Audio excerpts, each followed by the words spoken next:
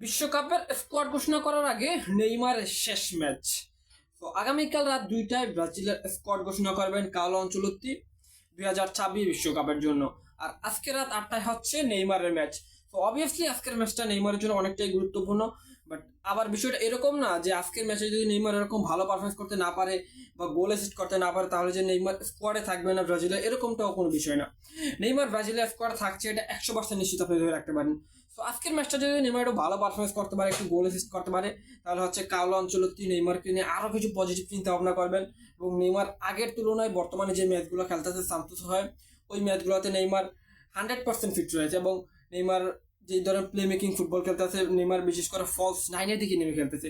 তো যে Carlo Ancelotti হয়তোবা নেইমারকে আসলে আমরা শুনতেছি যে নেইমার স্কোয়াডে থাকলে নাকি জোয়াও পেদ্রো বাদ পড়বে। আরে ভাই, নেইমার তো নেইমার স্কোয়াডে থাকবে এবং যার মনে চায় সে বাদ পড়বে, ওইটা কোনো বিষয় না।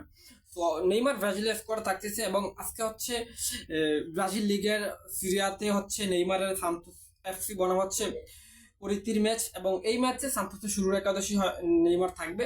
এবং আজকের ম্যাচটা নেইমার যদি ভালোভাবে শেষ করতে পারে তো তাহলে নেইমারের জন্য খুবই, নেইমার আজকে গোল অ্যাসিস্ট করতে পারুক আর না পারুক ওইটা কোনো বিষয় না। বিষয়টা হচ্ছে আগামীকাল ব্রাজিলের স্কোয়াড ঘোষণা করবেন আনচেলত্তি এবং আজকে নেইমার যেন ফুল ফিট থেকে ম্যাচটা শেষ করতে পারে। এই গোল অ্যাসিস্ট দরকার নেই নেইমার থেকে, নেইমার গোল অ্যাসিস্ট করুক ওইসব আমাদের দরকার নেই। নেইমার 90 মিনিট মাঠে খেলুক, ফিট থাকুক 100%, এর থেকে বেশি আর কিছু চায় না যে নেইমার ফ্যান হিসাবে। বা কার্লো আনচেলত্তি কিন্তু বলছে যে নেইমার কিরকম পারফরমেন্স করে ওইটা নিয়ে তার কোনো ডাউট নেই। তিনি নেইমারকে ওই সময় ব্রাজিলের স্কোয়াডে রাখবেন যখন নেইমার মনে করবে যে তিনি খেলার জন্য প্রস্তুত রয়েছেন। তো আজ নেইমার আসলে আপনার সান্তোস হওয়ার প্রতিটা ম্যাচে আসলে আপনার 80 থেকে 90 মিনিট করে খেলা যাইতেছে। সো নেইমার জন্য 90 মিনিট খেলার মতো ফিট নেইমার জন্য কিন্তু এখন আছে।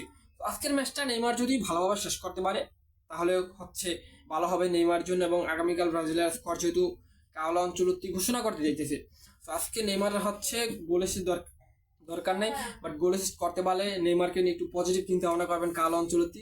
তো আশা করি নেইমার আজকে গোল অ্যাসিস্ট পাইবে এবং 90 মিনিট খেলবে এবং 100% ফিট থেকেই ম্যাচটা শেষ করবে। এবং আগামীকাল রাত 2টায় যে ব্রাজিলের স্কোয়াড ঘোষণা করবেন কার্লো আনচেলত্তি 2026 বিশ্বকাপের জন্য, ওই স্কোয়াডে নেইমার থাকতেছে, এটা আপনি 100% নিশ্চিত হয়ে রাখতে পারেন।